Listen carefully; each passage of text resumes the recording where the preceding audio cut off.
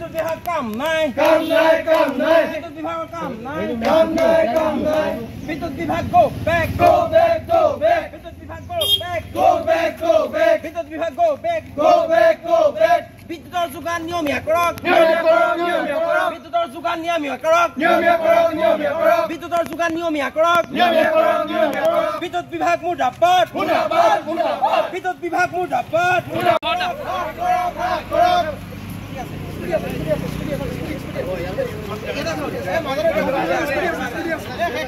কাম নাই বিদ্যুৎ বিভাগ কাম নাই বিদ্যুৎ বিভাগ হুঁশিয়াৰ বিদ্যুৎ বিভাগ হুঁশিয়াৰ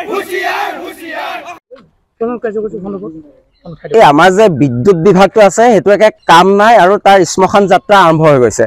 প্ৰথম কথা কয় এতিয়া ধুমুহা আহিছে বেলেগ কথা, কিন্তু ধুমুহা আগৰ পৰাই আমাৰ অনিয়মিত আমাৰ বিদ্যুৎ যোগান হয়, আমি বিদ্যুৎ নাপাওঁ এই গৰমত। আৰু এটা কথা দেখা যায় আগৰ পৰাই গৰমৰ দিনতে লোড শ্বেডিংটো বেছিকৈ হয়। কিয়?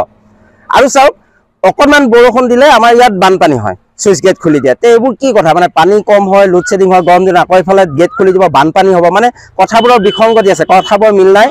এইটো এটা প্ৰথম কথা যে বিদ্যুৎ যোগান নিয়মীয়া কৰক। আৰু য'ত এতিয়া আমাৰ ৰহা অঞ্চল হওক বা অসমৰ য'ত এতিয়াও বিদ্যুৎ ভালকৈ পোৱা নাই তাৰ যোগান নিয়মীয়া কৰিবৰ কাৰণে আমি ৰহাঞ্চলী ছাত্ৰখণ্ডৰ পৰা দাবী জনাইছোঁ। আৰু চাওক যোৱা 5 বছৰতকৈ এতিয়া বিদ্যুৎৰ মাচুল বহুত বৃদ্ধি পাইছে, প্ৰায় 3 গুণ 4 গুণ বৃদ্ধি পাইছে। যদি 3 গুণ 4 গুণ বিদ্যুৎৰ মূল্য বৃদ্ধি পাইছে তেওঁলোকে এমপ্লয়ী হিচাপে লোৱা নাই কিয়? আজিও 4 দিন 5 দিন কিয় লাগে এখন গাঁৱত ধুমুহা আহিলে তাৰ ছিঙিলে বিদ্যুৎ পাবলৈ?